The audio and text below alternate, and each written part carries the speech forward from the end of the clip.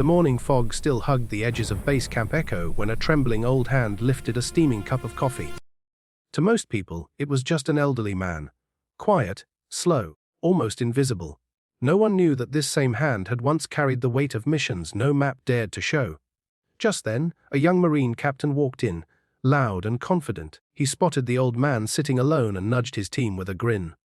"Hey, old-timer," he joked. "What was your call sign back in your glory days?" Laughter scattered around the cafeteria, but the old man didn't laugh. He slowly raised his eyes, calm, steady, and strangely sharp. With a voice that carried decades of storms, he whispered two words, "Iron Viper." And in an instant, the captain's smile died. The entire room fell silent, because that name, that call sign, was not just history. It was legend, and no one imagined they'd ever meet the man behind it. Base Camp Echo was known for its toughness. It trained the brave and humbled the cocky. Captain Ryan Holt, newly promoted, walked in like he owned the place. He was good at what he did, strong, disciplined, sharp, but confidence often spilled into pride. His Marines followed him, laughing along with every joke he cracked. That's when he saw the old man. Grey hair, a limp, a coat too big for his thin frame.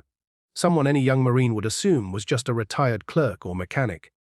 The captain leaned over, teasing, "Come on, sir." "What was your call sign?" "Grandpa Eagle." "Sleeping Bear." More laughter. The old man took a sip of his coffee, set the cup down, and the entire mood shifted. He didn't look offended. He looked tired, as if he'd seen 100 versions of this moment. Then he said it, "Iron Viper." The room stopped. A Marine from across the cafeteria whispered, "No way, not that Iron Viper." Captain Ryan blinked. He tried to laugh, but his throat tightened. He knew the name. Every Marine did. Iron Viper was a figure from training manuals. A myth, a hero from old classified missions where entire units had been saved by someone who worked in shadows and refused medals. Some said he'd vanished. Some said he'd died. No one said he still walked the earth. Captain Ryan finally managed to speak. "Sir, with respect, are you really?" The old man gave a faint smile. "I was, a long time ago." And at that moment, pride slipped off Ryan like dust, because he realized he had joked with a legend. Captain Ryan stepped forward, suddenly humbled. "Sir, I didn't know." The old man shook his head. "Most don't, and that's good. Heroes are loud. Soldiers, real soldiers, are quiet." He tried to stand, wobbling a little. Ryan instinctively reached out to help him. The old man chuckled. "Funny, isn't it? Once, I carried men out of fire. Now I need help standing from a chair." Ryan swallowed hard. "Sir, if you don't mind, could you tell us something? Anything. My men, they need someone like you." The veteran looked around at the young Marine, staring back with respect, curiosity, and awe.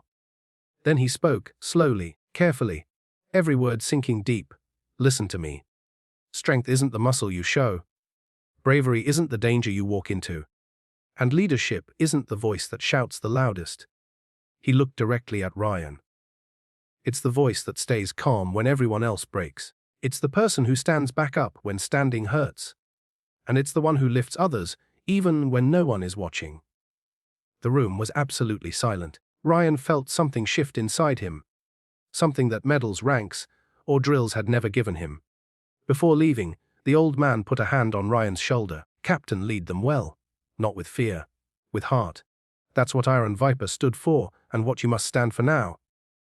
And with slow, steady steps, the old veteran walked out into the fading fog, leaving behind a room full of Marines who suddenly understood why some names never die.